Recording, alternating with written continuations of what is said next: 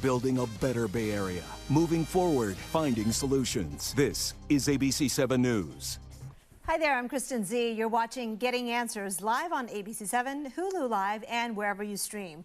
We ask experts your questions every day at 3 to get answers for you in real time. Today, we have the filmmaker whose documentary on San Francisco's Lowell High School opens today in the Bay Area, with events all this weekend focusing on students' mental health in a high-pressure environment. But first, the latest on the Omicron variant of COVID-19. The highly mutated strain has now been found in 6 U.S. states. The first was here in California, followed by Minnesota, Colorado, New York, Hawaii, and Nebraska. The first case was confirmed late Tuesday night right here in San Francisco. A traveler who flew back to SFO from South Africa on November 22nd noticed mild symptoms on November 25th, got tested on November 28th, got the positive result November 29th. After that, things were set in motion that resulted in the confirmation that it was Omicron just less than 48 hours later. The scientist whose lab made that significant discovery is Dr. Charles Chu of UCSF. And Dr. Chu joins us today. Thank you so much for your time. Thank you. Dr. Chu, you got the sample on November 30th, right? What was it exactly and what form did it come in? So I received a phone call and an email as well at about 3 p.m. That afternoon. This was directly from the San Francisco Department of Public Health. They had detected a potential case of Omicron from a returning traveler from South Africa. We immediately made an effort to reach out to our partner, Color Genomics, which does the testing, which results in a positive test result. And we received the sample at about 6 p.m. We received an extracted RNA sample from the nasal swab from the individual who was infected. And from there, we immediately did a quick molecular test. It's called a spike gene dropout PCR test. We were able to get a hint that it was possibly Omicron within 2 hours. But to make the definitive identification, we needed to sequence the genome of the virus. And that took, from the time we received it, we were able to obtain the genomic sequence in about 5 hours. Okay, for the layman, tell us about what happens in the quick test that gives you that first hint that this could be Omicron, this is likely Omicron, and then later tell us about the longer test and what is entailed in that genomic sequencing that kind of proves it. Sure. So the quick test is basically it's a PCR test. So it's the same test that we use widely to diagnose COVID-19 to identify that a given person has been infected. There's one specific aspect of Omicron, though, in that Omicron has a specific mutation. It has a change in the genome such that when you run this quick test, you can detect the presence of this particular change. It's a deletion in the spike gene, which is the spike protein, which is a very important protein that's part of the virus. So the idea behind the rapid quick test is that you can identify the possibility that it might be Omicron, because the only circulating virus that actually has this deletion currently is Omicron. It's also found in alpha, but really there aren't any alpha strains circulating widely anymore. Right. So the idea mainly Delta, is, right? Yeah, it's mainly Delta. So we can be able to distinguish potentially Omicron from Delta with the quick test, but to make the definitive identification, we actually have to sequence the entire virus. And so that takes a little longer. It takes about 2 hours to do the quick test, but we were able to sequence the virus in 5 hours. And so to give you some idea of the time frame, typically for sequencing a virus, in general, it takes laboratories about several days to, in some cases, about up to a week to be able to sequence. We were able to do this because we used a pocket sequencer, a way to do very rapid sequencing of a single sample.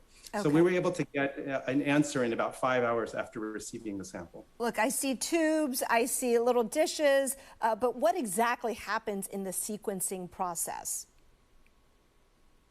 So the sequencing is very similar to what you would do with a PCR test, getting a test.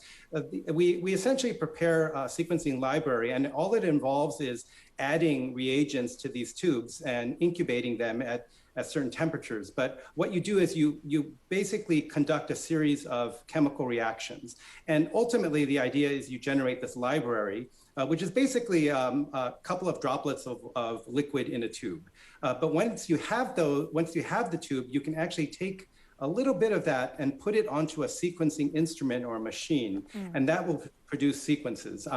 We actually ended up generating from this sample 3 million sequences. It took about 8 hours to generate 3 million sequences. But I was able to look at the first 200,000 sequences, and from that, within 5 hours, be able to identify this as Omicron. This is so mind-boggling. First of all, I wish I paid closer attention in biology class, but I think I get what you're saying. How did you do that overnight? Did you stay up? I mean, did you and your entire lab I imagine there's a degree of, I don't want to say excitement implying that's a good thing, but certainly because of the importance of it, expecting this could be the first case in the U.S., did that kind of keep you going through the night? Yeah, I think there was definitely a sense of urgency because Omicron had already been reported in multiple countries at the time, and it was yet to be reported in the United States. And given the travel history of this, the individual who provided the sample, we did have a suspicion that this might be Omicron. And in addition, that quick PCR test that we did, which showed the spike gene dropout, also suggested that there was a very high likelihood. So we essentially had to kind of work our way during that entire night to definitively prove this.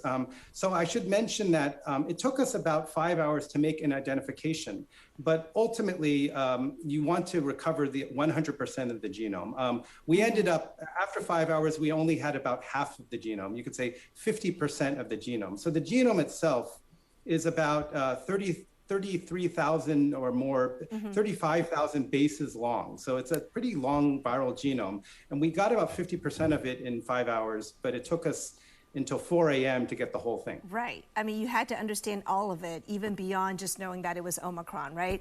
So what happens now to the sample? Were there other labs that wanted a piece of it or to get, what you were able to find out? Yeah, so one of the benefits of now having a positive sample for Omicron is now that we can try to do the laboratory studies to address really important questions about Omicron. So what? Probably a key question is Omicron more infectious or transmissible than Delta? And because what we've seen with the trends from the pandemic is what happens is as you have a new emerging variant, whether it's Alpha, whether it's Delta, whether it's now Omicron, if the new variant is more infectious, it will over time tend to become the predominant variants. Currently, we have Delta circulating. The concern right now is Omicron might emerge to become the predominant variant. And this can occur very rapidly. In South Africa, for instance, it's already the predominant variant. And it took only a few weeks for it to become the predominant variant and now surpass Delta. It's roughly more than 80% of the infections in South Africa now, the new infections. So we want to address the question, is it more infectious? But at the same time, there's a second question, which is really important, which is, does it affect the protection that you get from vaccination, from being vaccinated or from being infected before? And so that's another aspect of Omicron, which is worrisome in that it has some mutations that may make vaccines less effective. So our thoughts are that potentially we might be able to address these now that we have the sample. We're actually actively taking the patient's sample and we're culturing it, we're growing it. And the reason why we want to grow it is that we can do these studies. So I'm currently engaged in that in collaboration with the California Department of Public Health.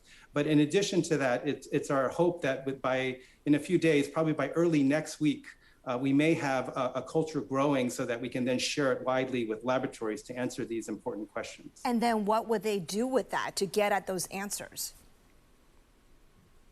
So we can actually study the virus in the laboratory and understand its properties. We can understand, for instance, how infectious is this virus relative to Delta, relative to other variants. We can also do some studies looking at from blood from individuals that have been collected from individuals who have been vaccinated or from patients who have had COVID-19. For instance, I have a study now ongoing where I enroll individuals when they get vaccinated and after they get their booster. And the idea is the booster, are booster vaccinations or are fully vaccinated individuals, are they protective? Will they help protect against Omicron? So because we have the virus, we'll be able to answer those questions. And I'm hopeful that we might be able to answer them quite quickly, maybe in 1 to 2 weeks. I was just going to ask you about that. So thank you for reading my mind on that, Dr. Chu. Don't go away. We'll come back with more with Dr. Chu after just a short break. You can join the conversation with us right now on Facebook Live. Thank you. Dr. Chu, I want to ask you, look, normally your work is done quietly, without a lot of fanfare or cameras chasing you. To get this kind of spotlight, what are your thoughts about that?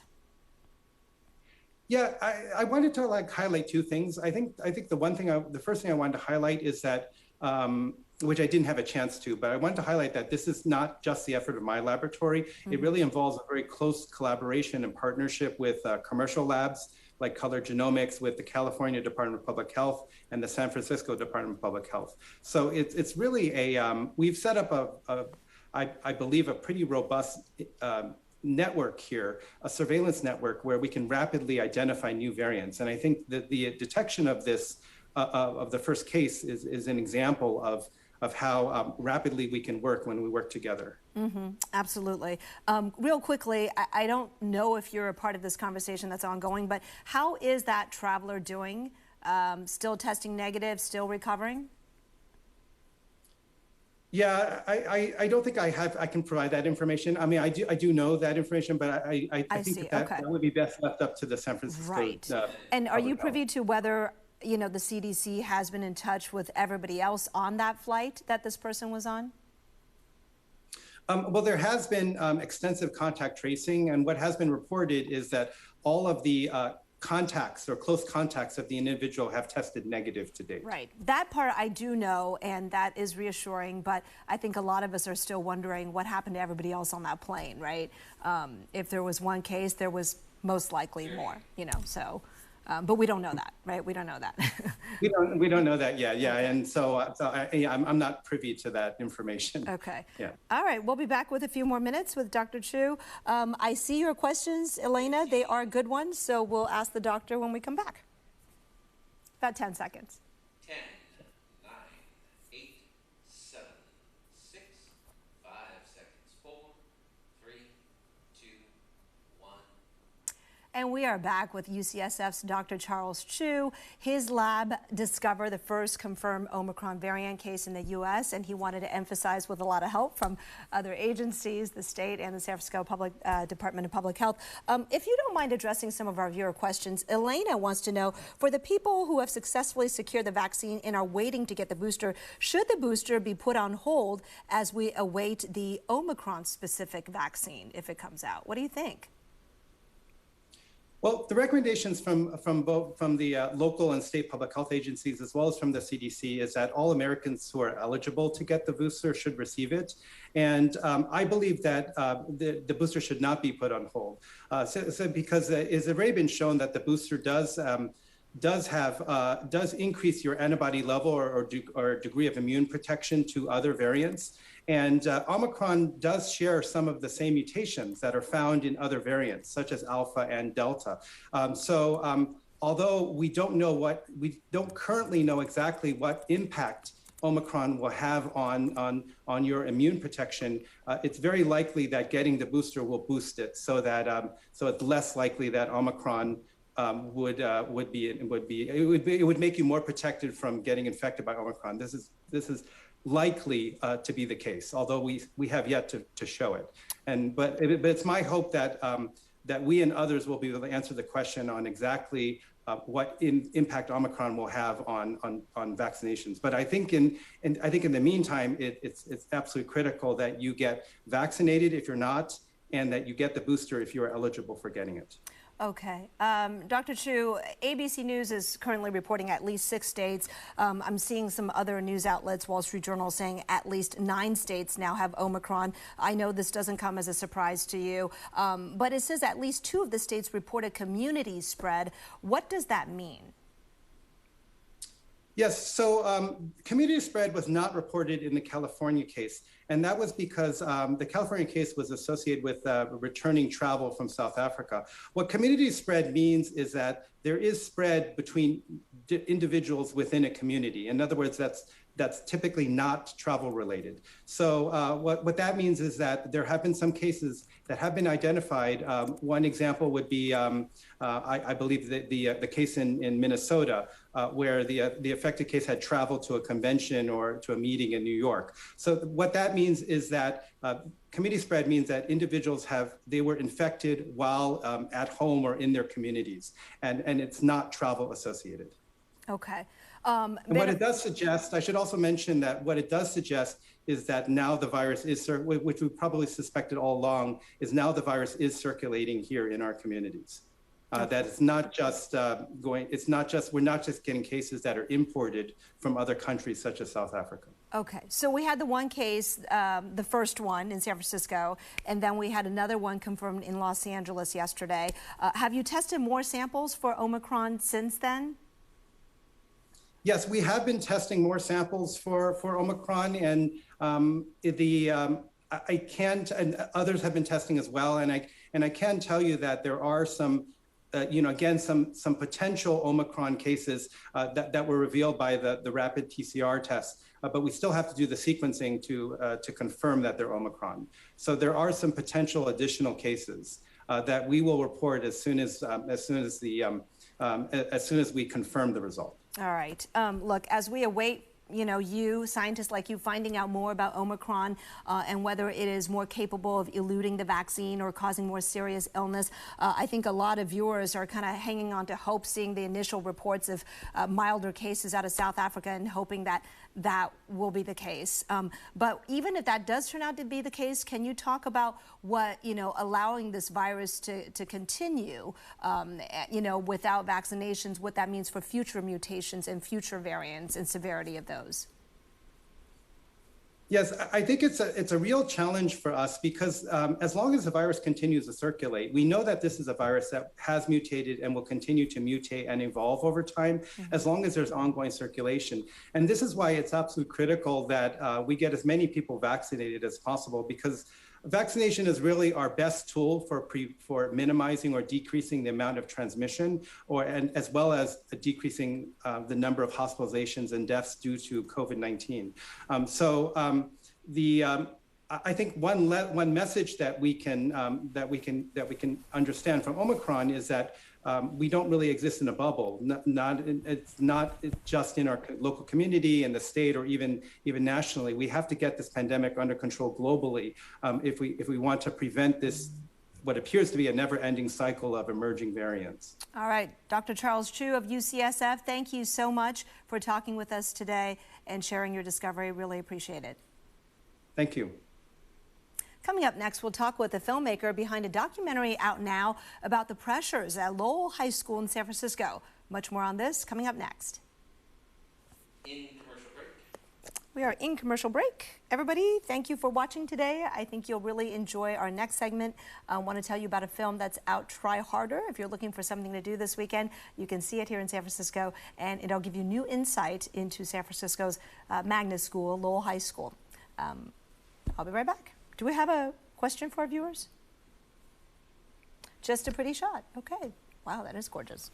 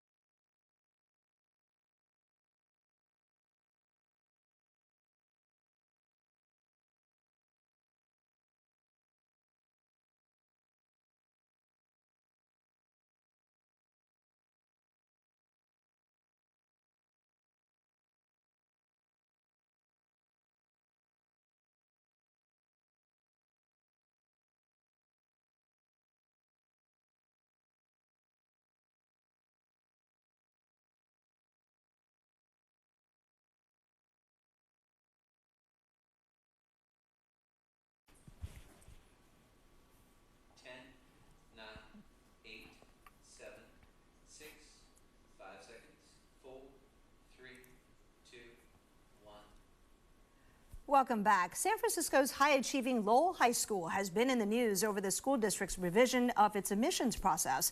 But while stories about Lowell often treat the students like faceless numbers, a new documentary that premieres today in big cities, including San Francisco, sheds light on the kids as individuals with their own dreams and challenges.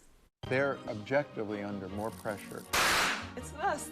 You want to go to the college, I want to go to that college. I have to be better than you. All right, joining us now is Hudson Lau with Asians Are Strong and a Lowell alumnus, the film's director and producer Debbie Lum, and the president of the Lowell High School Parent-Teacher Student Association, Tiffany Abuan. Nice to have you all. Thanks for having us. I'm so happy we got you all there, all three of you on screen. That was a feat. Try Harder is a New York Times Critics Pick. You won awards at multiple film festivals. Movable Fest says Try Harder succeeds with flying colors. San Francisco Examiner, engaging, enlightening, and sometimes alarming. Debbie, congratulations to you. Thank you so much. It's so exciting to be here. Well, you follow 5 students and their families as they went through senior year at Lowell in this stressful college application process. Did you go in with any goals wanting to show the kids in a certain light, or did you just kind of turn on the camera and let the story unfold? Well, of course, I've made Asian Americans, documentaries about Asian Americans for my whole career. And so I was really interested in showing this sort of the humanity in the story and how these kids are just really amazing kids with incredible stories to tell. So if anything, that was really my objective. I tell you, I watched the film when it first premiered at Sundance. The kids are super engaging and you just root for each and every one of them. But Debbie, in stories about Lowell you see in the news, the community can seem like a very divided place. You spent a year on that campus filming. Do the issues we see in the headlines dominate the kids' actual lives there, or are they more united or divided? You know, we lived there. We relived high school for a couple of years, and it was very different from what the headlines will say. I mean, you know, we saw a lot of school spirit, even though they were too stressed out to go to basketball games at times. But, I think the kids are kind of all working under this sort of one common goal, which is trying to get into college, which is so hard. And it kind of is a unifier in a lot of ways. So I don't know. I mean, we saw a very, very different side of Lowell High School than what is normally portrayed in the papers. But no doubt, like whether you're at Lowell, which is high achieving to begin with, or many of other public high schools or private high schools in the Bay Area, there's a lot of stress for students. And Tiffany, as a parent of a Lowell senior, I think, right, who's going through the process, look, what do you think this film gets right that, you found very relatable as you watch your own child?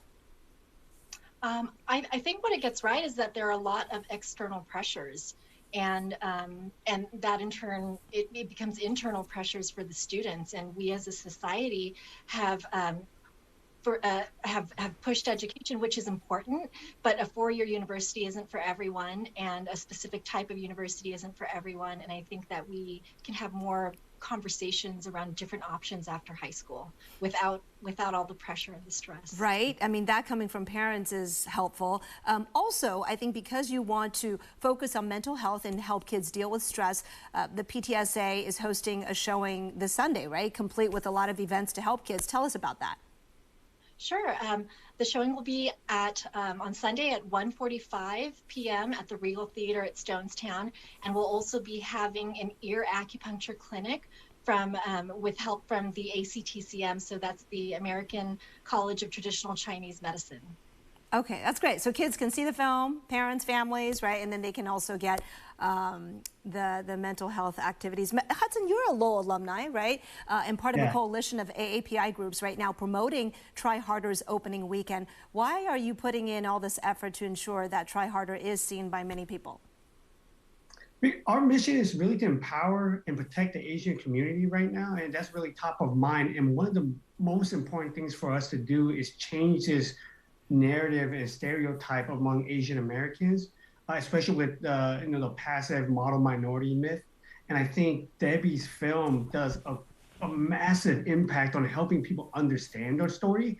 And from understanding, we're hoping that helps us grow and evolve as a community as a whole, and people to understand us better so they see where we're coming from, and we break those stereotypes and embrace them all at the same time.